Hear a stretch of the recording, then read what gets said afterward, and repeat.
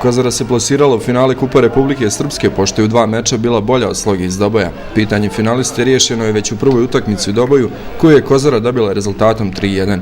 U revanšu u Gradišci Kozara igrala taman koliko je potrebno za plasman u finale, a utakmica je završena rezultatom 1:1. Povela je Kozara u 28. minutu susreta. Dobru akciju Stančića i Kojića u pogodak je pretvorio Goran Zakarić.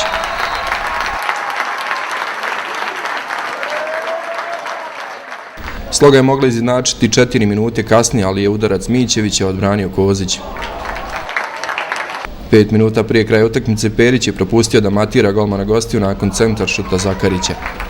Sloga je izjednačila u 90. minuti, a Arsić je šutirao ka golu Kozare, lopta se odbila do Miloševića, koji postavlja konačan rezultat utakmice Kozara-Sloga 1:1.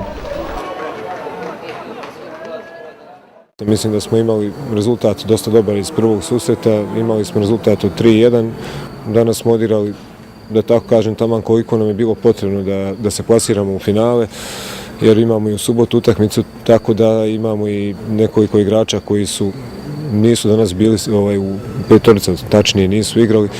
Međutim, nama je najbitnije bio plasman u finale, mi smo to ostvarili i mislim da ovaj gol koji smo dobili 10 minuta neće nam pokvariti, to sigurno.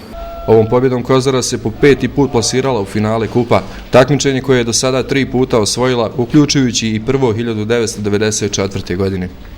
Protivnik Kozare u finalu će biti Radnik iz Bijeljine, koji je u revanšu sa 4:0 savladao Mladost iz Donje Slatine. U prvom meču bilo je 2:2.